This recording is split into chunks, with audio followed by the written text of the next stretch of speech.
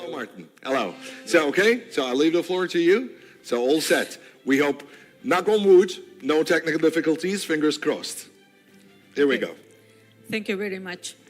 I would like to take a minute before starting the panel to have a conversation on the participation of women in this sector.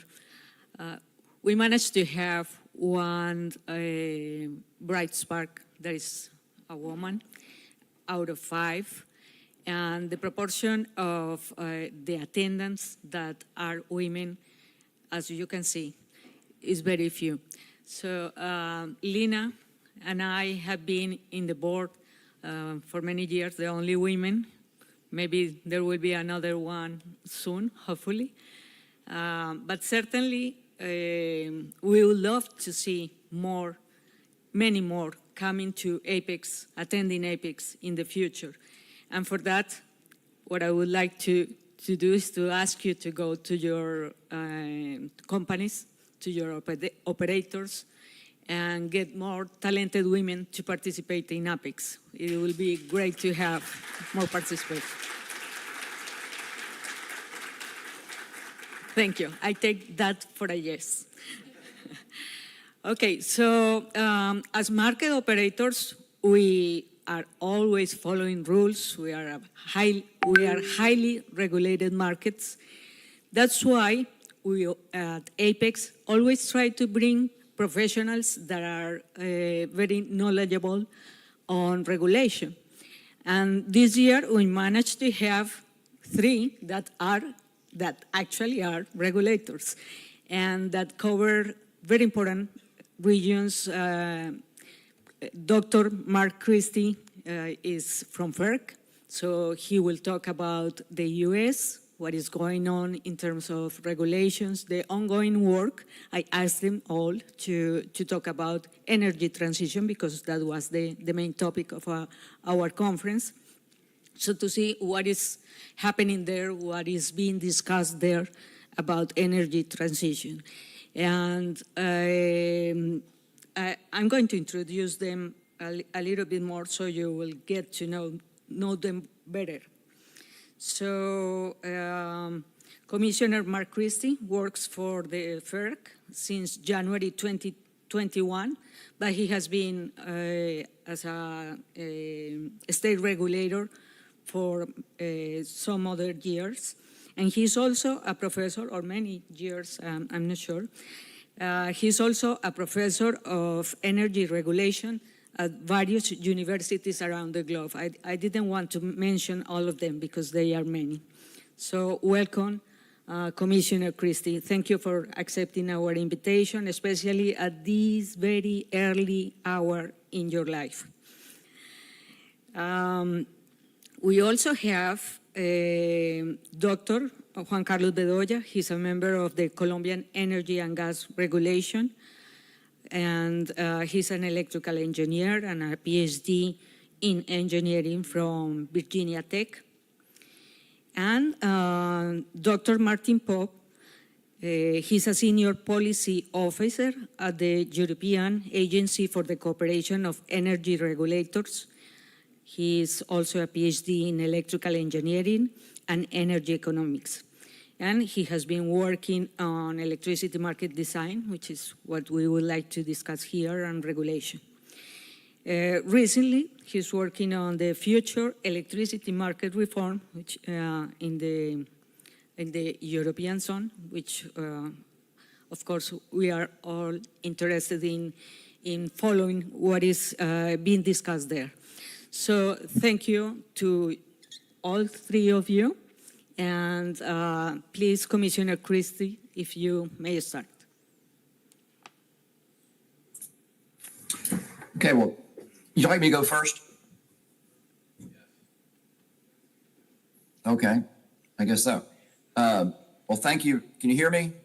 Everyone hear me? Yes. Yeah, we can. Okay, well, thank you very much. I wish I was there in Istanbul with you. I had a wonderful week in Istanbul during one of my teaching trips to Europe. Love Istanbul, and you're going to have a great dinner tonight, and I wish I was there on the Bosporus with you. joining you. So maybe a future meeting. I'm going to speak briefly today. You're a conference of system operators, balancing authorities, operators of market exchanges. And I think around the world, whether it's the United States, whether it's Europe, whether it's Asia, Africa, the goal of a system operator, first and foremost, is to maintain a reliable system. And a reliable system, certainly in the American goal that we have at our federal agency, is to make sure that there is power available to consumers continuously, 24 hours a day, 7 days a week, 365 days a year. Now that's the goal. Now, as you all know, because you operate, you're system operators, you're balancing authorities, so you understand from an engineering standpoint that to have reliability, you have to have power supply available all the time in sufficient quantities. Because as you know, to balance the system, to balance the electric grid, supply has to be fed into the grid at the same amount as the demand is taking power out in the form of demand. So the balancing has to take place continuously. That means you have to have resources on the supply side that are controllable, that you can control as a system operator. And so the challenge in the United States, I will tell you specifically in the United States, and I think it's the same challenge in Europe and around the world, is are markets designed to ensure that we have sufficient resources on the supply side, power supply, to keep the lights on? And what that means in the United States, and I would suggest it means the same thing around the world, is we are not at a point technologically where the system can be balanced all the time and reliability can be maintained with only intermittent resources. We need dispatchable resources. By dispatchable, I mean resources that you, the market operators, can control and dispatch whenever needed, 24 hours a day.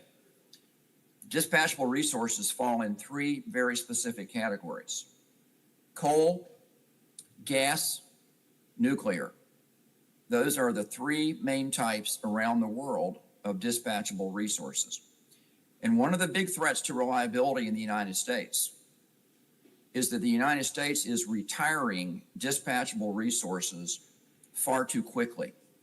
Specifically, we're retiring coal far too quickly before we have sufficient resources to replace that generation. And gas is becoming a much bigger part of the energy mix. You know, in the United States, 40 years ago, 1990, 2/3 of the generating capacity in the United States was coal and gas. Today, 40 years later, 2/3 of the generating capacity in the United States is coal and gas. It's the same. What has changed is that in 1990, only about 10% of the generating capacity was gas, and over 50% of the American generating capacity was coal. Well, today those numbers have basically reversed. Because in 1990, gas was being largely used only as for peakers. It was only called on in very discrete times to help meet a temporary peak in demand. Well, now in the United States, we're using gas as baseload generation, which is very different use for gas, and it requires much more gas fuel and much more infrastructure to support that. And the real transition in the United States, the real energy transition in the United States, the one that's actually happening, has been this transition from coal to gas. That's the transition that's actually happening in the United States. So how we manage that is an incredible challenge. And I'll finish my comment by saying, so if maintaining reliability is the number one goal of a system operator like all of you there today, if maintaining a system where the lights stay on, to put it in the colloquial term, we have to have sufficient resources to do that. And the question becomes, do we all have market designs that support reliability?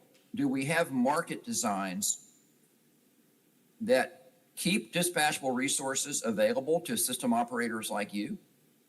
Or are the market designs actually failing to do that, and we're losing these resources that you as system operators and power exchange operators must have to keep to keep the system reliable. So I will stop there, and we can get into more detail about the market design issues as you wish. But thank you very much for the invitation, and I'll say to our Turkish friends, teşekkür ederim for inviting me, and I wish I was there with you in Istanbul. Thank you, Commissioner. Dr. Pope, would you like to continue? Yes, thank you very much. So I think I prepared a short presentation. Just let me share my screen.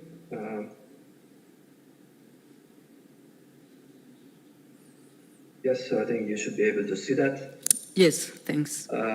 So I think I will focus mainly on the role of power exchanges as far as we can see it from the European perspective. I will speak about what works well in Europe and what are some improvements we would like to see happening in the next 10, 20 years ahead. So first, what works well? So in Europe, the power exchanges are the key enablers to integrate the market. So if we integrate European markets, we have a zonal market with the help of power exchanges. And that's a very important function. So the power exchanges do enable the efficient functioning of the whole market. They provide price signals, they provide a signal for operation, how to operate the assets efficiently, as well as for investments. The key role is to integrate national markets into one single European market. So we have one single connected market, and the power exchanges are performing this role very efficiently. Besides that, there are typical power exchange benefits like promoting trust in the market, minimize counterparty risk, competition, trading, easing the new entry. They also have a role in transparency, monitoring the market behavior. So all these elements of power exchanges in the European market, they work well. And that's what we need to commend power exchanges that they are doing their job very well. Now, I would focus on some of the key elements where we would see some room for improvement. And the first element is the unbundling of competition and regulated activities. So in Europe, as you know, we have a competitive market also for power exchanges. There can be many power exchanges operating in the same geographical area. But of course, power exchanges, they operate in the network industry, and network, there's only one network, which is a monopoly activity. In Europe, member states generally allow that we can have multiple power exchanges in one member state or one territory. However, because we have congestions, we have limited capacity to trade between different zones in Europe. This congestion management, so how to allocate this scarce capacity between the zones, is a monopolistic activity by default. But the question is how we combine the competitive business of power exchanges, which compete among themselves, with the monopolistic network, so where there is only one cross-zonal capacity. So in other terms, if you have only one cross-zonal capacity and we have 5 power exchanges, which power exchange will get this cross-zonal capacity to be able to optimize the markets in different areas? So our proposed approach in this area is that we somehow have the unbundling of regulated and monopolistic activities.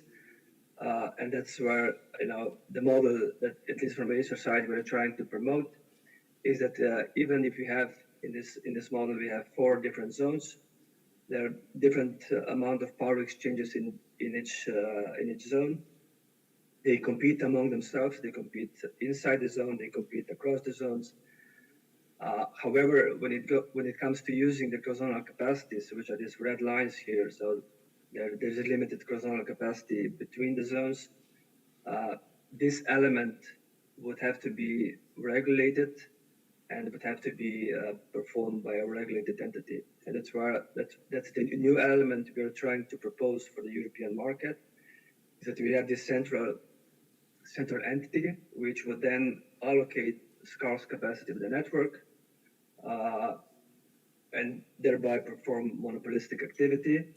But the power exchanges can keep performing their competitive activities, which is providing trading services to their members. And one of the benefits of this approach is that it's very easy for new power exchange to come in. New power exchange will just enter any market they want to, sign one contract with this regulated entity, and it can start operation. So that's a very so it's a single point of contact, single point of contact for each new power exchange which can or wants to enter the market. That's one element we would like to improve in Europe. The second element, which is somehow symptomatic to our markets, is that the long-term market is struggling. So we don't have sufficient liquidity in the long-term market. The reasons are the markets are fragmented, both in geography as well as in terms of the products that are available. This means there is a low liquidity in the market. In most of the markets are illiquid. The maturities of available contracts are insufficient. And on top of that, there are many state interventions which sort of take away the incentives of market participants to hedge themselves. So, and when we are looking for investments which go beyond 2 or 3 years ahead, so those are typically the investors in generation, they would want to hedge their investment in the long-term market. There is no liquidity in the long-term market, and those investors need to find other ways to hedge their investments. And what we see last year, because of energy crisis and high prices, the cost of collaterals went significantly up, and this further pushes away market participants from organized exchanges. So this pushes them towards bilateral trade or OTC markets. So Acer, the Commission, and in cooperation with exchanges and stakeholders, we are looking for solutions. We want a liquid forward market. We want as much transparency and competition on the organized exchanges as much as possible. And one solution that we proposed is that instead of having a national forward market in each member state, let's try to pull the liquidity of many national forward markets into regional trading hubs. So these trading hubs will sort of somehow aggregate liquidity of many national markets and thereby enable more liquid products at these trading hubs. And of course, these trading hubs will have to be complemented by financial transmission rights to cover the basis risk, so that the risk given the hub and each of the national market. And how this would work, for example, I take a part of Europe. This is the Central Europe in this map. Today, what we see is that we have national forward market in each of the zone, in each of the member state, and all of them are basically not liquid except one. So the German market is liquid. It serves as a sort of proxy hub for the whole Central Europe, but the rest of the market are illiquid. And on top of that, we have transmission rights, which are traded on every border between the zones, and we have many forward markets and many transmission rights products. So that's what we call fragmentation. Dr. What Bob, we want to achieve. sorry to interrupt, but the presentation is not running. Sorry. Do you see it now? No, we are still in the first page. Oh, okay. Maybe if Fortunate. you put it in yeah. presentation mode. Mm-hmm. Okay, yeah, I see that. No, Now I should be able to see it, no? no, No? same page. Same page. Yeah, okay. No, it's Maybe okay, this my is delayed? mistake. Yes. Okay. So you're seeing the Central Europe, I hope, with some pictures. No, we see European Union markets is going through further integration. Number 9.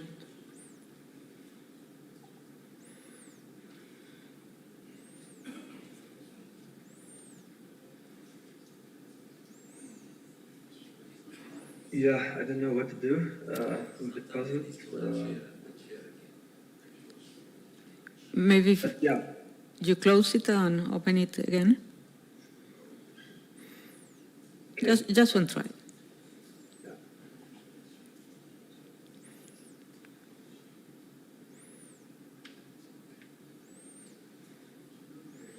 Yeah. Now we can see the maps. Okay, consider that. Okay, let's hope it's today. Things like that. So in this picture, you can see that on the left side, we have many national markets in this yellow circles, and we have those red arrows are transmission rights on the borders of the zones. This is what we call fragmentation. There are many national markets and many transmission rights. And what we would like to achieve on the right side is to pull the liquidity of these national markets into one trading hub. And instead of having many transmission rights on the borders, we would have only one transmission right from this trading hub to each of the zone. So having more, let's say, concentrated market, more pooled market, which would then hopefully attract more liquidity.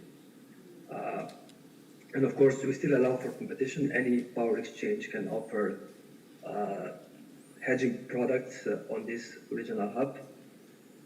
But as long as these products will be having the same location, the same specification, and we can allow competition. So maybe I will not go further into that. Two final challenges that I would like to briefly highlight.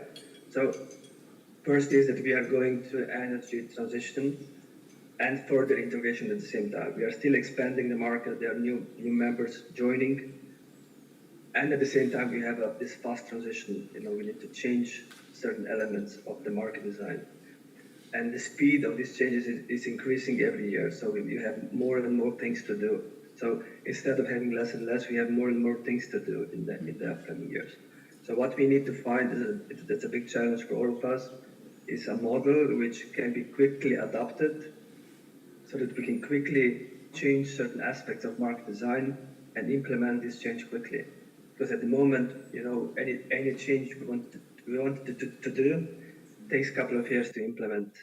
There are some delays always in the system. And if you really want to keep up the pace, we need to speed up, simplify and speed up the process. That's maybe one message I would like to make. And the second one is that, the European market is very big.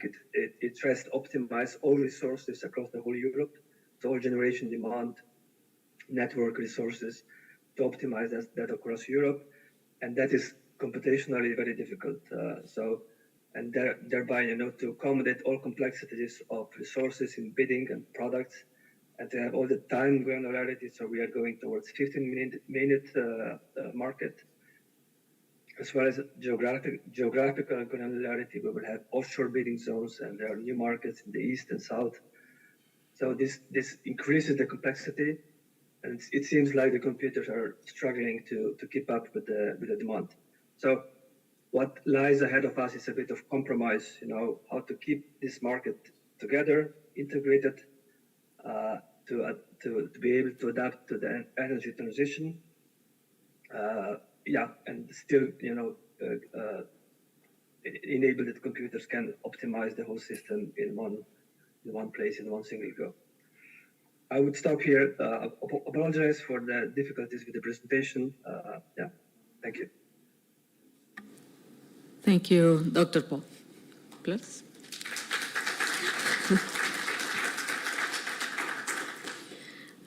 Dr. Bedoya, could you continue, please? Sure. Good afternoon, everyone. Can you hear me? Yes. Okay, so let me please share my screen here. And all right.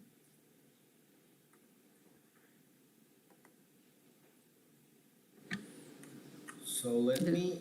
That's fine. We can see it. You can see my screen. Okay. Yes. All right. So. All right. Thank you very much, everyone. Here is Juan Carlos. I'm, I'm one of the, at this moment, we are four um, expert commissioners, and one of them at the Energy and Gas Regulatory Commission. I always like to introduce this as the Regulatory Commission in Colombia is one of the branches of the Ministry of Electricity. Of the energy and mining entity in Colombia. So the few slides that I'm bringing here to this panel is actually regarding to the regulatory aspects for, on oriented to energy transition. So the Colombian electricity markets, I would like to say that is one of the most evolved markets in the region. Is actually the only one who allows generators to bid prices instead of costs. And there are several aspects of our market that maybe you have been listening or hearing from XM, who is actually our ISO in our country.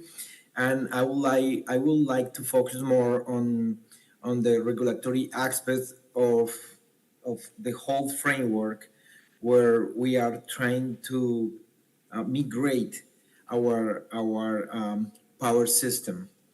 Okay, so the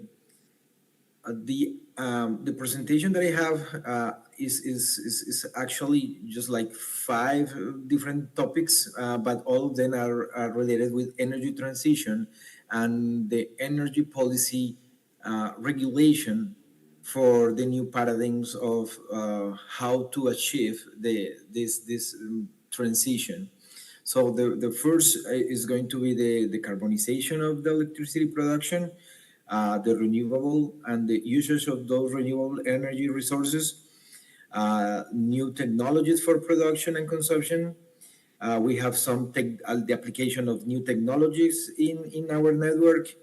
And finally, I'm going to talk about what is the future of our market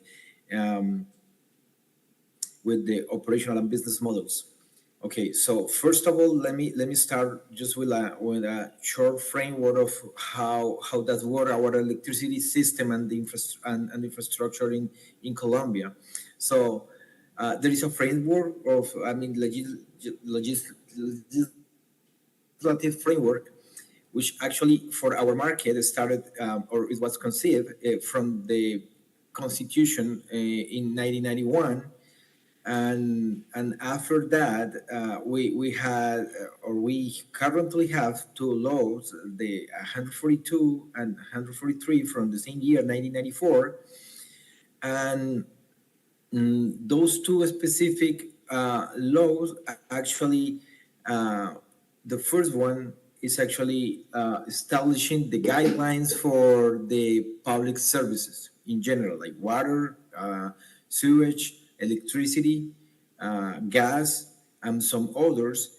But specifically, the 143 is actually specific for electricity, the electricity service or public service, and is focused on generation, transmission, distribution, and retailing. We in our system we have like 4 different activities, completely completely detailed, from the generation all the way to the retailing, and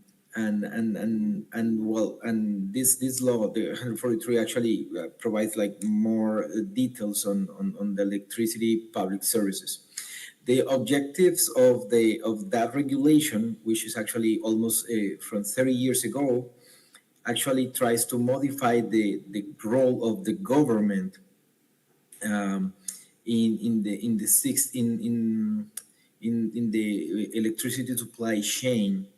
So the beginning of this structure actually started after the longest and largest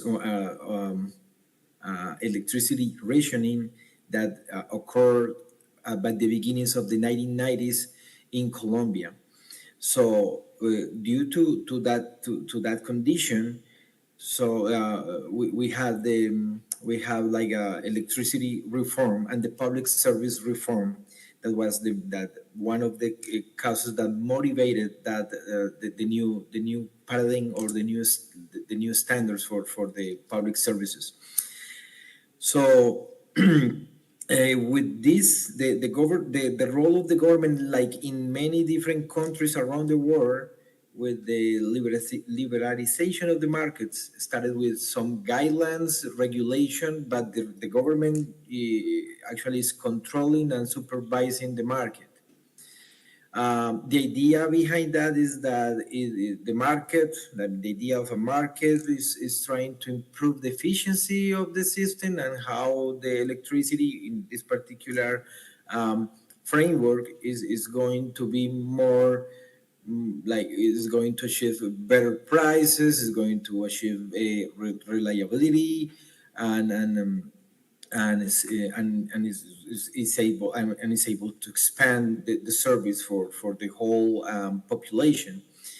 And the idea behind the market, of course, is to introduce competition and in order to introduce the competition from a historical public service that actually was government owned. So these new laws allow to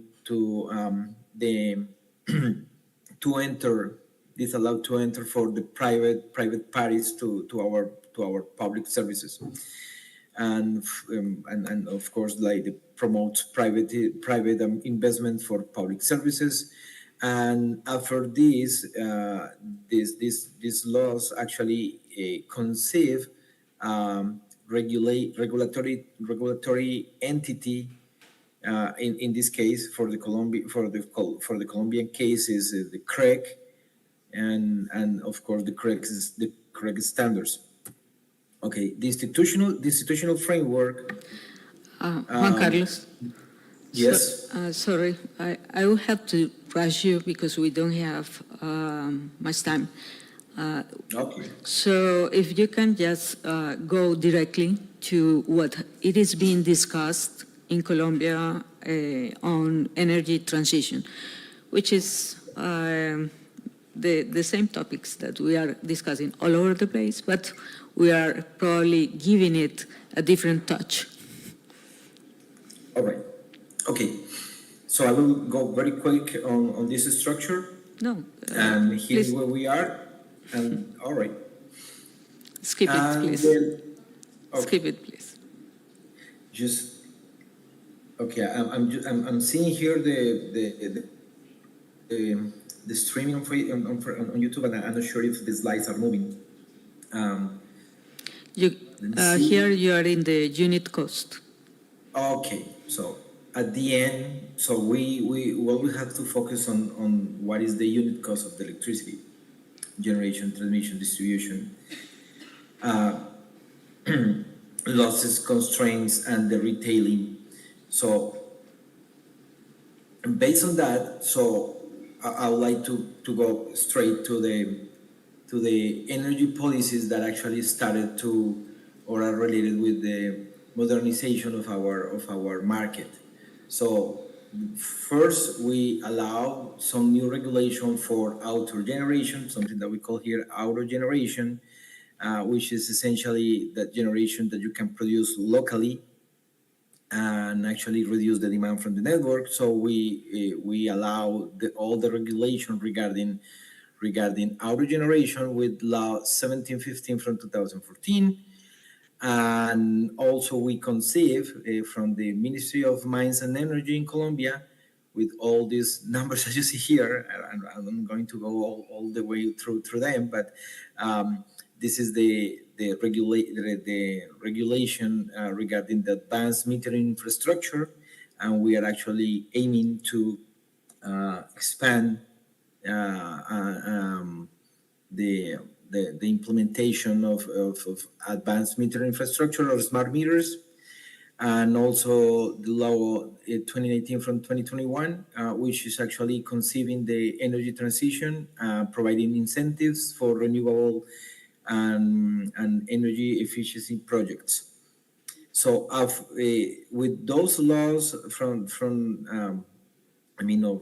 the top of the regulatory chain, then CREC start to provide some regulatory frameworks more specific with more detailed rules. That's similar like happens in the US when there is a FERC order and then every single ISO starts to design the rules. So here in Colombia, CREC actually designs those rules, and there are different standards for instance, firm energy, which is something related to our capacity market. But then we created the product for solar and wind because those are the new the new technologies that are massively deploying in our system. So we allow to create the product, or the product that exists for hydro and thermal. So we expanded the product for solar and wind. But of course, with the penetration of solar and wind, then we need to provide some new requirements for the connection of those technologies to our transmission grid, to the regional transmission grid, and also to local distribution grids as well.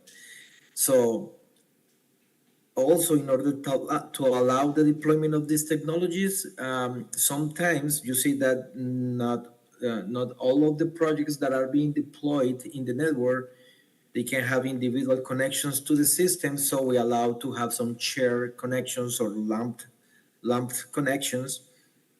And in general, we also expanded the ideas also for batteries and other technologies that we are aiming in our in our vision of the future of the electricity system. So there was a first wave, and I will say that it started from earlier than 2014, but actually, I will say that this was materialized from 2014 with the new regulation, and we keep going on this modernization, and then we define, for instance, with our planning entity in Colombia, which is called UPME, to define what is the limit of the small generation, and we define that. The minimum limit to be like a small scale self-generator or outdoor generator is 1 megawatt. Let me also just go through what are the items that actually allow through law 1715 from 2014 in order to actually to start up or to kick off the modernization of our market with the renewable resources. So first, we introduce some waiver incentives. We allow the sale of generation surpluses to the grid, and we introduce the concept of distributed generation in our standards, which is something that sometimes we or in different markets is given as a fact. But actually, we provided the regulation for distributed energy resources. We also allow like a simplified connection procedure for these outdoor generators, and also we allow we conceive initially the concept of the demand response mechanisms for our market. It doesn't mean that we are actually. It doesn't mean that the demand response is like a traditional concept from several decades ago, but the regulatory aspects for the demand response also were conceived here. We have also some technical aspects as well. For instance, that the amount of energy can be any percentage of the consumption. the auto generator assets can be owned by third parties. And we created the concept of energy credits, which is like a balance between consumption and injection. And also we determined that these technologies should comply with some regulatory and technical aspects, from similar to, I mean, the red tier that we call here in Colombia, can be understood as the NEC code for these technologies. A second I will have to get back to you in a minute, and because I would like to ask some questions to Commissioner Christie. Commissioner, you were talking in your first comments about what to do with something that worries us all, and it is that the dispatchable generation is fading too fast, and the variable generation is entering at a very fast speed. However, summing both, they are not providing the speed of growth that the system needs to have to attend demand. Because we have been talking about here is that in many markets our demand is growing a lot, year after year. So we need this dispatchable generation to have reliability, and reliability, security, flexibility, and so we still need them, but we are not giving enough incentives, it seems so, to maintain this generation. What are you discussing about that in the U.S., in FERC? Mm-hmm. Well, let's look at the global situation first. The United States and Europe, of course, are talking about retiring coal and gas, or retiring fossil fuels. China is not. China is building coal in large amounts as we speak. India is not retiring coal. I had a visit to India in February and met with their top energy regulators. India is not retiring coal plants. They're building coal plants. So it's really only the United States and Europe we seem to be talking about retiring dispatchable resources that are needed to keep the lights on. Asia's not. And so when we talk about market design, is there something about the market design in the United States? I won't talk to Europe. I'm sort of familiar with it, but I'm going to leave it to others. But if we operate markets and investors in generation units such as coal and gas, or nuclear for that matter, cannot clear the market because we use a pricing mechanism that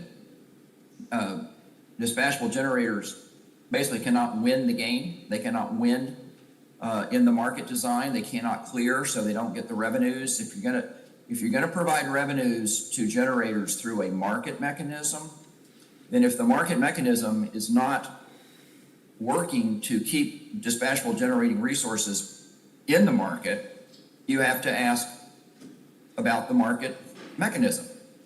And so it's really a basic reality. I think what's happening in the United States, the same thing's happening in Europe, is we're coming face to face with the reality that we need dispatchable resources to keep reliable system. But yet we're losing dispatchable resources either through government policies which force them to shut down, or through market mechanisms that are effectively forcing them to shut down because the generating resources can't receive sufficient compensation in the markets, and so their investors say we're not going to invest anymore, and they're shut down for that reason. So I think that is very much a challenge and a coming. It's certainly in the United States, a coming reliability crisis because of the loss of dispatchable resources. And I use the word crisis in English. That's a very dramatic word, but I'm not trying to be dramatic, because I think when you have power outages that go on for days or weeks, that's a crisis. And so I don't think that word is overly dramatic. The consequences for the modern life depends upon reliable electricity. One thing the Indian energy regulator said to me when I visited India in February, India has made a remarkable accomplishment in the last 20 years. 20 years ago in India, only about half of their population had access to electricity. Today in India, 99% of the population in India has access to electricity. And that's a remarkable achievement of the Indian country, the Indian government. But they impressed upon me, when you expand access to electricity to that many people in India, it takes a lot more power supply. And that's why they're not shutting down coal. They're building coal. They're building gas. They're building LNG. They have to meet the demand.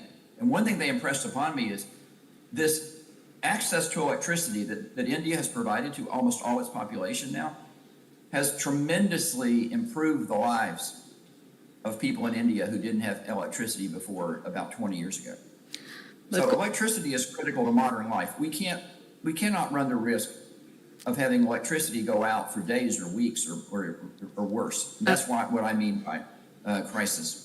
Yeah, absolutely. I'll go back to the question of electrification of the economy, because we are all heading to there and increasing demand. And then again, we're going to need many resources, all of them. Maybe we won't be able to retire these plants that use coal or any kind of fuel. So we probably need to keep them in the system, but does it mean to go back to the old mechanisms like capacity mechanisms? Well, I think that we have to look at, and you make a very good point, the push to electrify major sectors of the economy, like electrify transportation, electrify home heating, is going to increase demand substantially. And on one hand, we're cutting, in the United States, we are cutting dispatchable resources by forcing them to retire. On the other hand, we're supposedly going to increase demand substantially with electrification. So the numbers do not add up. They just do not add up. We're in the same position as India. India is realistic in realizing that if they want to bring electricity to all their population, and that's been a tremendous increase in load, in demand, they have to have the power resources to meet that load. So they understand they can't shut down generating plants. They have to build generating plants, as does China. So speaking about those mechanisms, in Colombia, we have been using reliability charge for a long time now, since 2006. Juan Carlos, what do you think is the balance with the use of this mechanism in our market to keep the generation that has already been built and to bring new capacity, actually new firm energy, because it's firm energy, to our market? Yeah, definitely. This reliability charge that we call is similar to capacity market, but in terms of energy. So it guarantees that you have the energy to put it in these words, to survive even during the most critical conditions. And I would say that the balance that we have had from this mechanism is actually the one that has turned Colombia one of the few countries in Latin America that having had electricity rationing since the last 30 years. When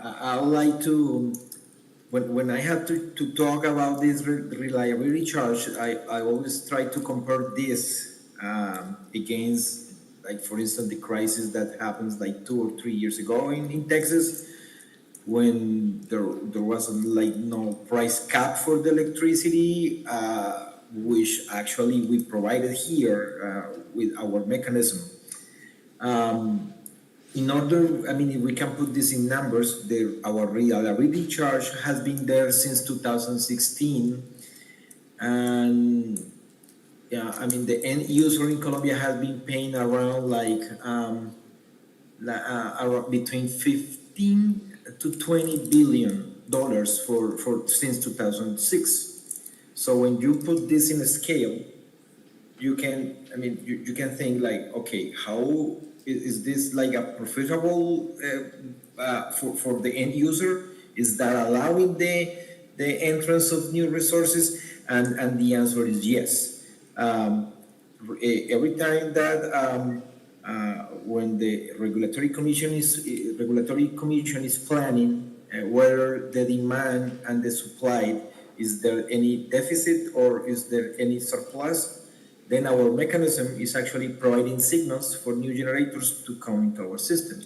Of course, the mechanism, since has been there for a little bit longer than 17 years, it has to be adjusted for the new technologies. So when I was saying, when I was presenting that we have some new incentives for new resources like solar and wind, that what I was saying is, okay, so we have like a market that was designed 30 years ago. We have a reliability charge that was designed 15 years ago, but we have new technologies in our system. So we need to adjust our rules and regulations in order to allow reliability and new technologies. Especially for those technologies that are variable, like solar and wind. Something that causes curiosity when we talk about having a reliability charge or firm energy to solar and wind. Could you explain why is that? I mean, what are the conditions under which the regulator gives reliability charge to variable plants? Yeah, definitely.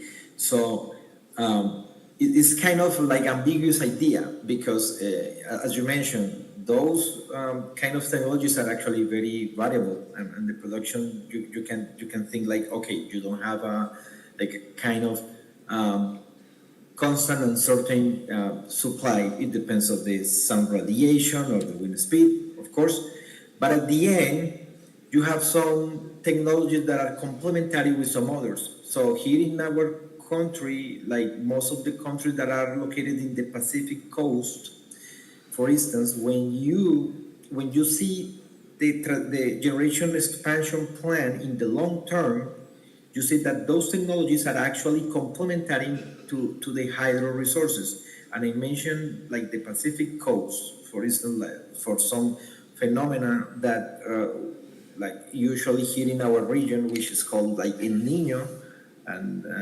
in that case is that our hydro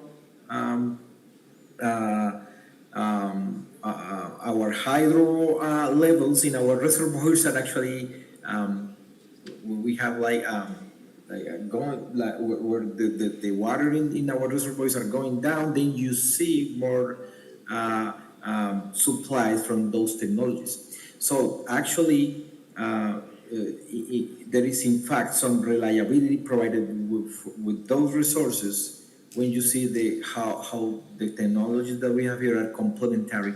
And that's why the regulator has been studying how to provide incentives for those technologies to come into our system. We see also we see the BPAs, like the power, the bilateral power purchase or agreements, but we also see how these technologies can provide reliability to our grid. Okay, thank you very much. Dr. Pope, you talk about one of my favorite subjects, which is financial contracts. And so you are trying to build a stronger market there for PPAs, which I translate like long-term forward contracts, right? So having like just one hub, which will be, of course, a virtual hub. These contracts, being long-term contracts, they pose some challenges in terms of liquidity. You mentioned that one. Price risk as well, because we have the commodity with the highest volatility, so thinking on a price that is good or that fits over 10 or 20 years is very hard. And finally, counterparty risk, of course. So how are you planning to manage those two other risks that you didn't talk directly, like price risk and counterparty risk? Yes, so I think we need to go like step by step. So what we first aim to achieve is to improve the market with this near term, like 2-3 years ahead. So this market where we see that consumers want to hedge, producers want to hedge their production costs, consumers want to hedge their procurement costs. And this market can work well, but it's fragmented, and with virtual hubs we can pull those fragmented markets into one place and improve those markets. And that's an easier part of the equation. The more difficult part of the equation is when you look at hedging 10 years, 20 years ahead, when you want to hedge investments. And here what we see most consumers actually are not willing to enter that far away into the contract. What producers do, when they invest, when they go to a bank for a loan, they want to have like a guaranteed price for a very long period. So producers want to hedge, and this is what we see this fundamental gap. Producers want to hedge their investments, but consumers, they don't want to commit for 20 years ahead fixed price, which is also partly good, because we also want demand response. So essentially how Europe is tackling this gap at the moment. So at the moment, there is no other solution but some kind of state intervention. And now we are discussing the so-called contracts for difference, where the state is a counterparty, and basically the producer signs a contract with the state entity. The state entity guarantees a certain fixed price. If the market price is below that price, the state would pay the difference. If the market price is above the fixed price, then the producer would pay back the difference. And this revenue is then being settled with end consumers. The second option is the PPA, which is purely bilateral arrangements. There will be some markets, there is some market PPA, but this market will not be very, very large, because it will only attract those consumers who actually want to hedge. And those are mainly big industrials, stable consumers who can afford signing a very long-term contract. So the counterparty risk, how it's being handled, basically, if you talk about 5, 10, 20 years ahead, at the moment there are no other ideas but some sort of state guarantees, at least for those players which have physical assets. So if you have a generation plant, you could ask for a state-backed guarantee or state bank guarantee, or bank guarantee which is covered by the state, because there is some assets behind. And by that you would be able to get cheaper financing and so on. So for the moment there are no other solutions for that, because the cost of collaterals for that far ahead it's way too high for any private investor to handle themselves. Yes, having a clearing counterparty for such a long term is very hard. So using the state or having the state as the counterparty, that makes sense. And the other question is harder for everyone, and is how to incentivize, how can the regulator incentivize the use of hedging by retailers? So we, as users, don't find ourselves every time that the volatility is high and the prices are high, facing the spot prices. How to do that? Yeah. Any ideas? That's a very difficult dilemma, because I want to come back maybe to the question raised by Mark. So in my view, we cannot have energy transition without significant deployment of demand response. So if we want to exit coal and gas, demand response will have to be the key enabler. And we have to change the behavior of consumers, which means consumers will have to significantly adapt to the new environment and become significantly more responsive. Most of consumers will have to become. We cannot have full transition without significant deployment of demand response. For the moment, there is no other technology in the volumes which can fill this gap. And if we want to have that, we don't want too many consumers on fixed price contracts. And then the question is how to get hedging. So what we are saying, well, those who want fixed price contracts, for those retailers should also hedge on the wholesale. So at least those volumes where the consumers want to pay a premium for the fixed price contract, retailers are obliged to hedge those fixed price contracts in the wholesale market. And at least those volumes should come to the forward market. Okay. So it has to be like a nudge or little push from the regulator to have that. Yeah, because we had certain bankruptcy of retailers who were not properly hedged in the crisis, and now the new legislation is there to sort of to have more obligations on how retailers should hedge the fixed price contract. Thank you. Commissioner Christie, going back to you, the FERC has been working on something that is very important. We keep saying no transition without transmission, right? And I guess many countries, many markets have fallen behind in building enough infrastructure for transmission. You have, in the US, you have this new law, the IRA. Did I say it right? You got the letters right. So that's good enough. Yeah.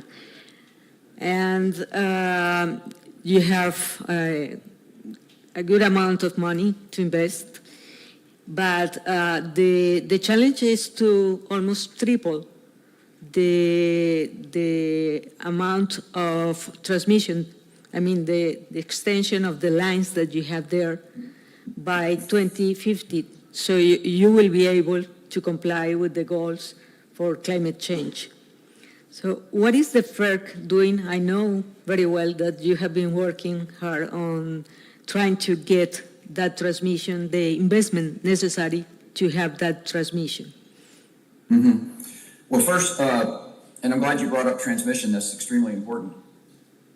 The United States is spending a lot of money on transmission. In the last 10 years alone, what we call rate base, which is the total sum of the asset value of transmission assets on a national level, has tripled, which means that there's been a lot of transmission built in the United States. It has tripled, and that is all flowed through to the bills paid by retail customers.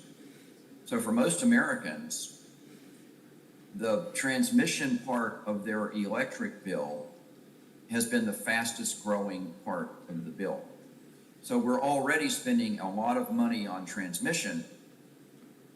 And so when you look at proposals that some people push to say, well, we need to triple transmission in the next 20 years, the cost of that will be absolutely astronomical and an incredible burden on consumers. So why do we build transmission? The number one reason to build transmission is to serve reliability, to serve the needs of the grid, to provide reliable power to consumers. That's what we call our RTOs, regional transmission organizations. Their number one reason that they plan transmission is to plan transmission to provide reliable power. Now, there are those who are building transmission lines not for that purpose, but to serve the needs of, for example, generation developers. And how you pay for that, I think, is the real challenging issue in the United States. Because in the United States, we have 50 states, and so there's a lot of disagreement among different states about when they do anything on a regional basis. But we're building a lot of transmission, but I think it's really, really extremely important to remember. The purpose of transmission is to serve reliability, to make the grid reliable. If you want to push other purposes, then that requires an entirely different conversation, And if I could jump back to one thing, because I think you're probably, maybe, I don't know what your time limit is, but back to the issue that you raised about hedging and about contracting. I think the overall thing we need to remember about having sufficient power resources to have a reliable grid is to have a reliable grid, we're going to have to pay for generating resources in advance. To just wait until investors decide to build and thinking that, well, if we just let the energy market price rise to unlimited heights, that'll be enough to bring, investors on and build units. I think it's unrealistic. I think that's what we saw in Texas during Winter Storm Uri. So we have to pay generating units in advance if we want them, whether you call it a reliability contract, whatever you call it. So the real challenge is, what is the best structure? Is it cost of service? Is it a capacity market? Is it some version of energy market with reliability payments out of market? There is a number of constructs, but they all seek to do the same thing, and that is we have to recognize we have to pay for resources in advance if we want them to be there when we have a peak, a demand peak. Yeah, definitely. And the other part of the story is, of course, the consumer becoming more active, having more demand response, as Dr. Pop was explaining. And because it seems like there's no ceiling here for demand because of electrification. So you have to build more generation, you have to build more transmission, and who pays for all that? The consumer, but that's the not so infinite part of the story, the pocket of the consumer to pay for all that, right? If I could add one thing on that you mentioned, it's a very good point. As a former, I was a retail regulator at the state level in Virginia for 17 years, and I think that on the demand side, we have to look at rate design. Market design is on the wholesale side, and we were all talking here today about market design, and that's what power exchanges do. But another big aspect on the demand side is we have to look at rate design, the rates that consumers are paying, because you can design rates through things like time of use rates, dynamic pricing, to incentivize at least shifting demand. And I think that's a big issue that really is not a power exchange issue. That's for retail regulators. We've got to start focusing on rate design to try to minimize demand or at least move demand out of peak times. Juan Carlos, what is the regulator thinking on demand response, on having a more active consumer, how to get there to this prosumer that we keep talking in all these conferences, but I haven't seen the first one. Yeah. So how to make them show up in this sector as active members of this sector? Yes, Cecilia. So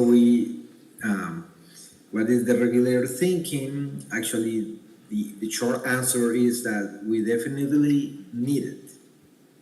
But in order to implement that, we need technology, we need education also in order to learn and to make the people learn all the advantages of having a response against prices, and that means that we need to change also our pricing structure.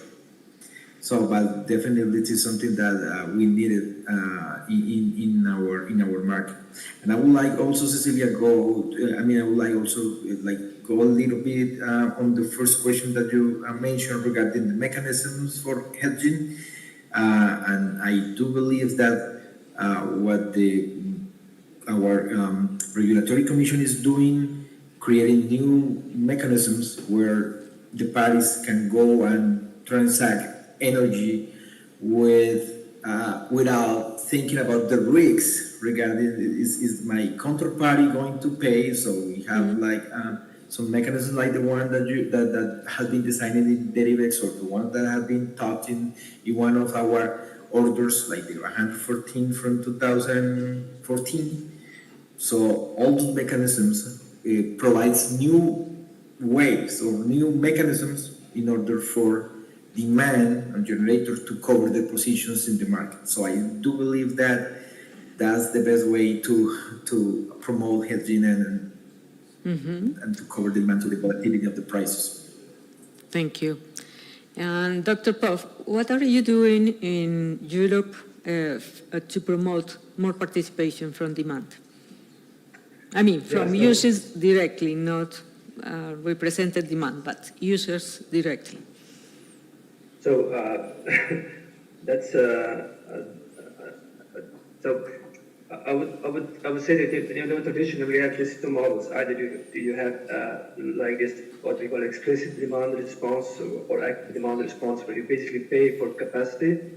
You pay for certain capacity, the demand is there, and then a TSO or DSO would actually turn off certain consumers when TSO or DSO decides so. So basically that's more like a capacity payment type of demand response. But like it or not, the most efficient way to achieve demand response is just to allow higher prices. So higher prices are the most efficient way to give a signal to consumers, look, you need to disconnect. And if these higher prices come at the wholesale level, retailers will feel them, and then they will, as Mark mentioned, then they will transpose them to retail pricing. So they will give flexible retail pricing and reward those consumers which are able to respond to the prices. But other than that, we try to remove barriers. So there is a new code under development which would sort of reduce all the barriers there are for demand response. But my personal take is, even if you remove all the barriers, demand response will still not come in unless there is significant financial reward from demand response.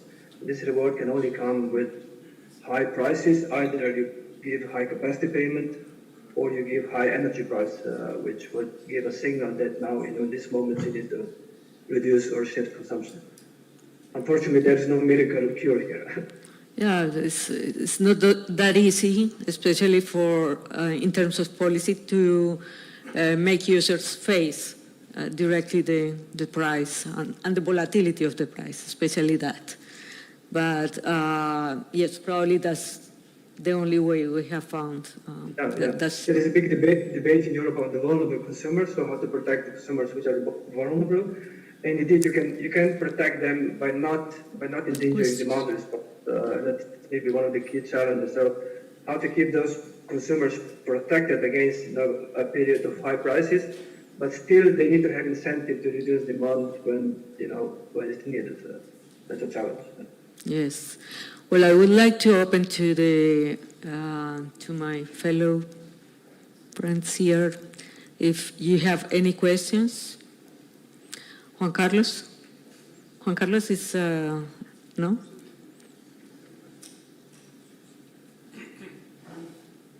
Could you present yourself before, from where? Oh, yeah. I'm Juan Carlos Olmedo from the Chilean ISO. This question is for Dr. Christie.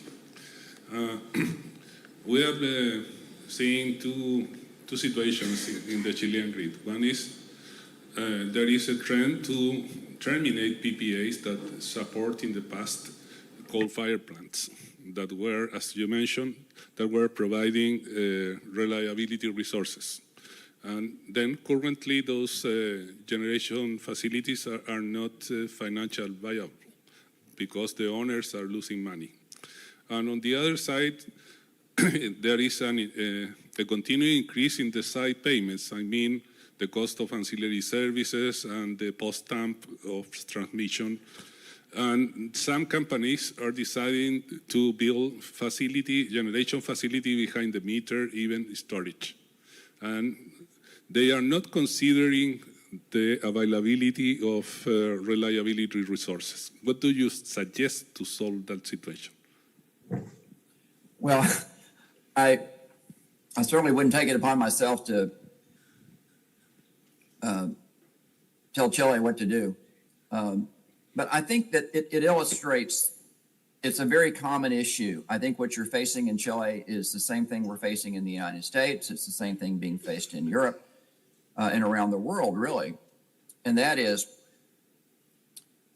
we cannot shut down these dispatchable resources at a pace that is not sustainable. And when I say not sustainable, and you're sitting there next to Stu Bressler, who understands this, to keep the grid balanced. And those of you who have to actually balance the grid every minute of every day, those of you actually in the field as engineers keeping the grid, the balancing authority, you understand this.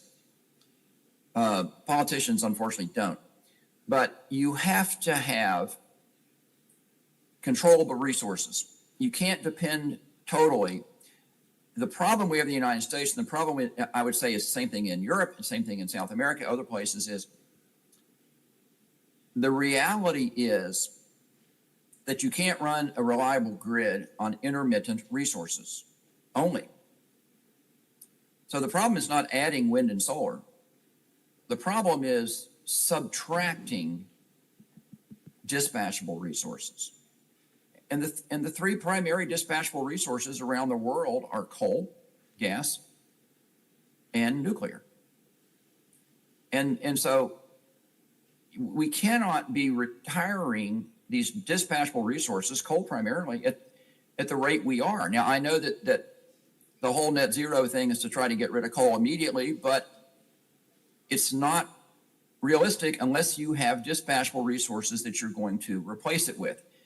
I mentioned the numbers in the United States, where the real transition, the real energy transition in the United States is coal to gas.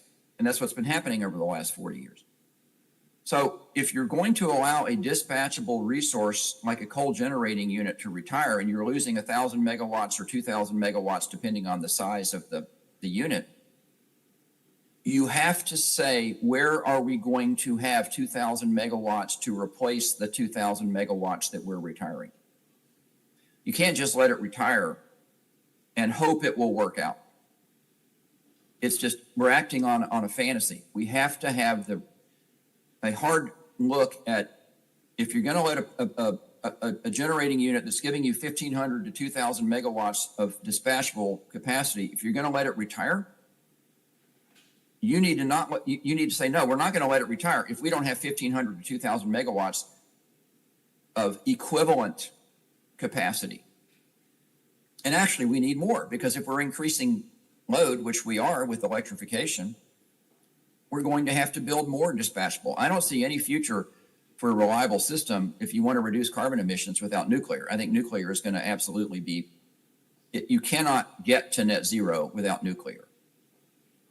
You cannot. And I think Germany has learned that the hard way.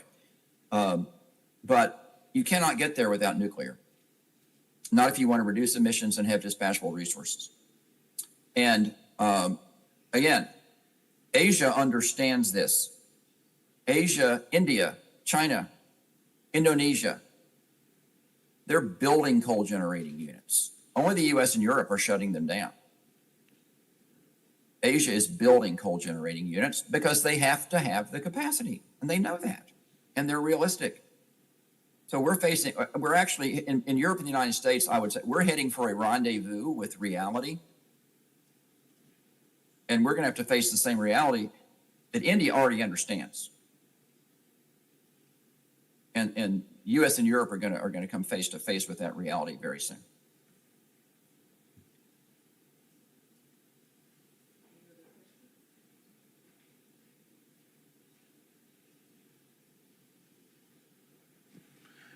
Thank you. This is Ryan Hidari with N Dimensions. Stu, I took your advice after that beautiful cup of coffee that I enjoyed earlier. I can assure you that I'm still feeling the impact of it. Thanks for that beautiful Turkish coffee. My question in here is a bit different than talking necessarily about policies. Obviously, there are a lot of great suggestions, ideas, requirements that needed to come up with the new policies, regulatories.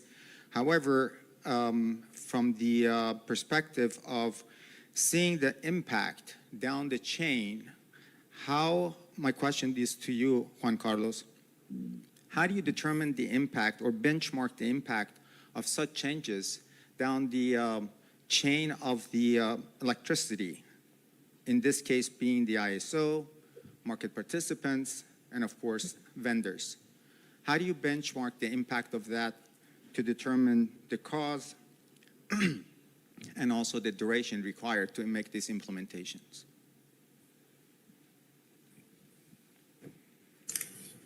Thank you, Ryan, for your question. And definitely,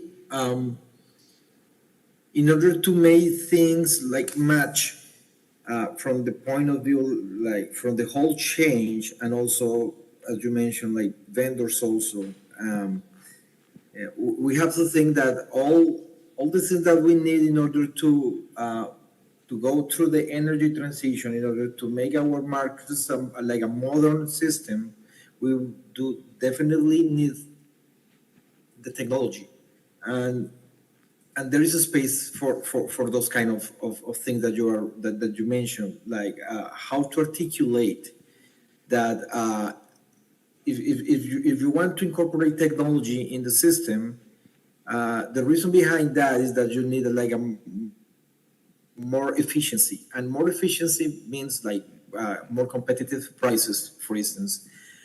And definitely there is also a place for that for the different vendors or developers of those technologies. For instance, the software technology, in order to make easier for the user to understand and to receive the invoice every single month, for instance, or technology in order to see how prices are moving on hourly basis or 5-minute basis. So that's the way to articulate the market in order to pursue like a more efficiency and better better prices. And at the end, as a regulator, our mission is to protect the users from, from different aspects that can happen in the market, but yeah, so always looking for like efficient rates.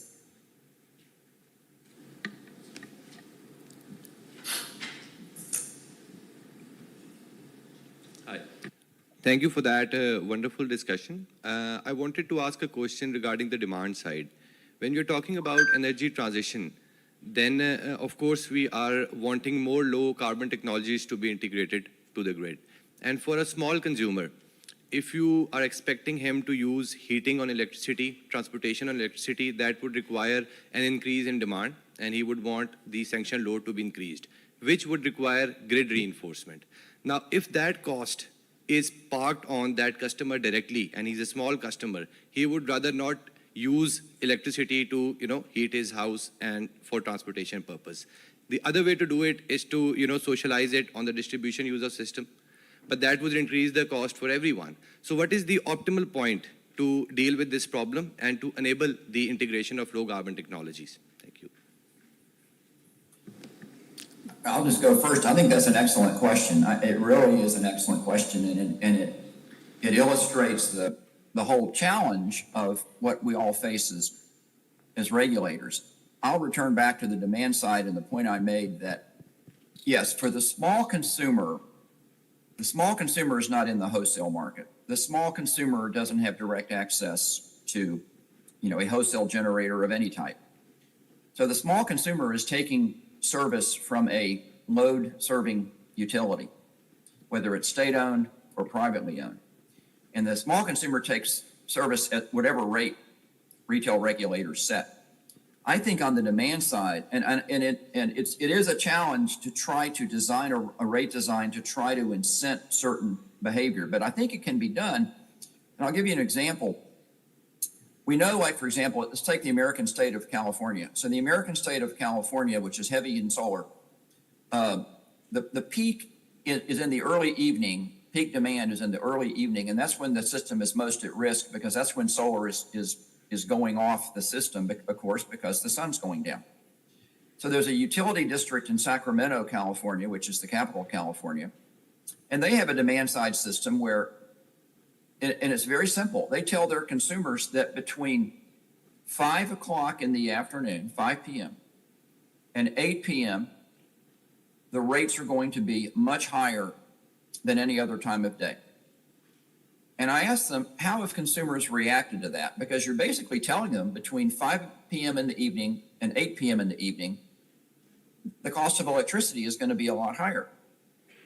And the head of that utility told me that consumers have reacted very well. First of all, it's simple. Everyone can understand that. Everyone can understand that for that 3 hours, they're going to pay a lot more. So it gives them an incentive to move their demand outside of that 3-hour time block. And for people who have an electric vehicle, they don't have to charge the vehicle in that time block. They can wait much later. And so they don't have to run an appliance like a washing machine in that time block. So I think on the demand side, the key principle is, and Martin's very right, this is it does involve increased prices one way or the other. But if you design a system on the demand side that's simple and consumers can understand, the small consumers, it can work and it can be accepted by consumers. If you make it very complicated, it won't work. So really, on the demand side for small consumers, I think the key principle is the rate design has to be simple and understandable. It cannot be complicated.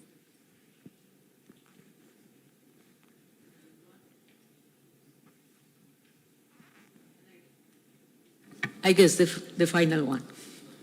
Thank you for giving me this chance.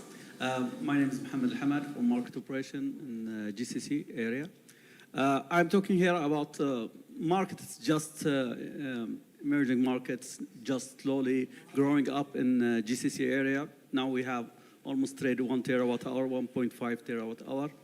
We have a dilemma where which country with the oil, it is difficult to build a market to compete reducing the price. You can imagine that it is maybe part of the dilemma.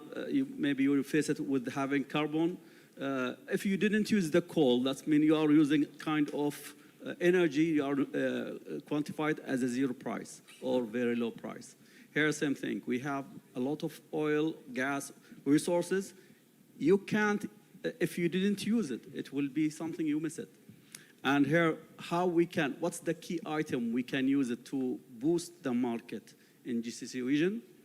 Take in consideration fuel, they have a lot of them, and for hundreds of years, and how you evaluate it, and how you can build a market having different resources, and to ignite such of market to compete each other to, deliver the best price for the region.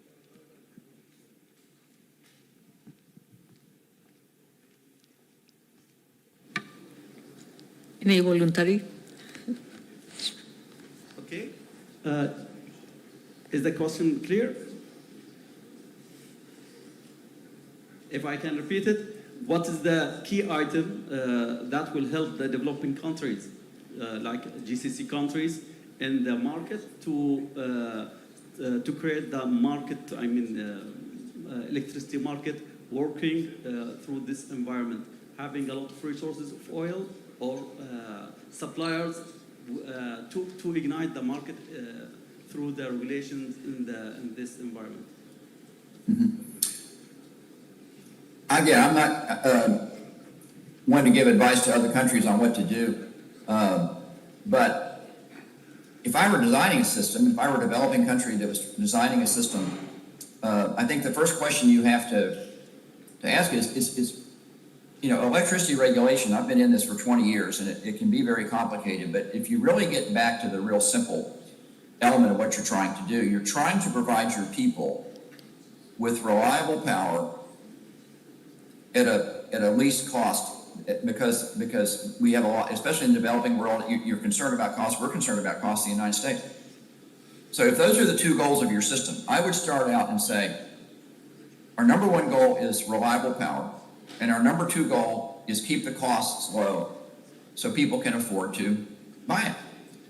So I start with that, and then say, now what is the best way that we're going to get there? And if you're starting anew with a new system, what you may want to do is start with a very basic cost of service model, which is what the United States started with and Europe started with over the past century. In the cost of service model, there are many inefficiencies. I could talk to you for an hour about inefficiencies, but the cost of service model, if you're starting a system and your goal is universal service at a price people can afford, is certainly one model to look at. And then as the system grows and then more challenges come, you can introduce market elements such as an energy market into that. So, but I really don't want to tell people what to do, but I think that's what I would do if I were starting a system from scratch and I wanted to serve all my people with reliable power at a price that most people could afford. I think that's where I would start.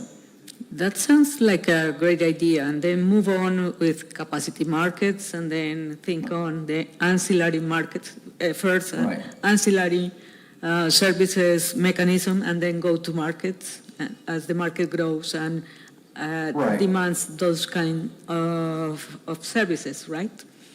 Let's start simple and remember what the purpose of an electrical system has always been, going back for a century or around the world, is whether it's Asia, Africa, US or Europe, South America. The purpose of an electrical grid should be, number one, serve all your population with electricity. And that's why I have such admiration for India and what India has done in the last 20 years. I think it's amazing that they've brought electrical service from half of their people to almost the entire country. It's an amazing accomplishment. So let's look at what the goal of an electrical system is. Number one, we want to provide power to all our people. And number two, it has to be at a price that most people can certainly afford. And those who can't, you can talk about subsidies and other mechanisms, but that's the purpose of an electrical system. And we have, and all the sophistication that's been added on in the last 20 years, with all the different market mechanisms, and a lot of these are very helpful and a lot of these are good. But let's start simple.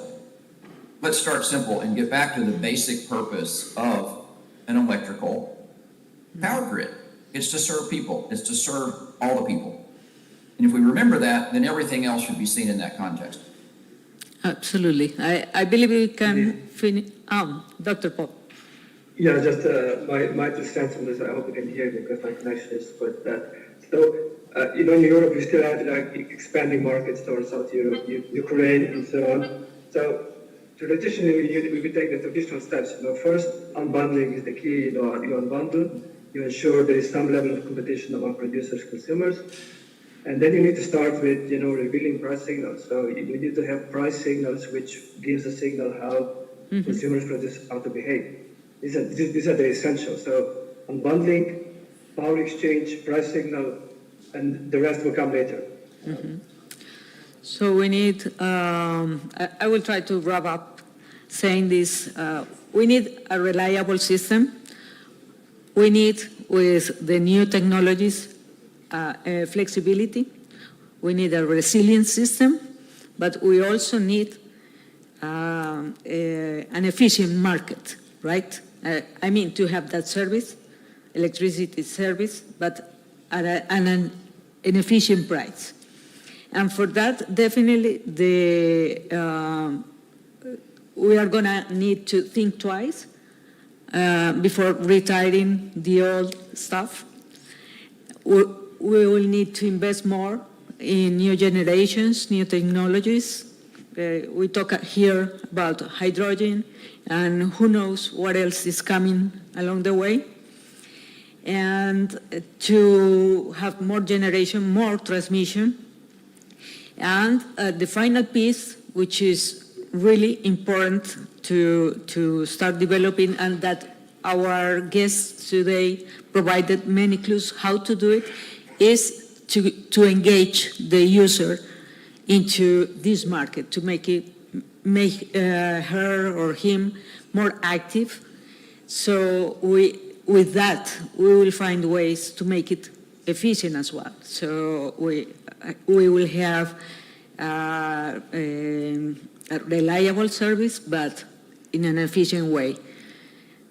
So we all have to keep looking for ways to make the market, the technology, more available to the users. So going further from smart metering to smart users. Okay, so thank you so much to the three of you, our guests, for being with us at this hour of the day for the two that live in the Americas. And thank you to Dr. Pope. And I believe it was a very, very interesting panel to close our conference this year. Thank you so much for being with us. Thank you. So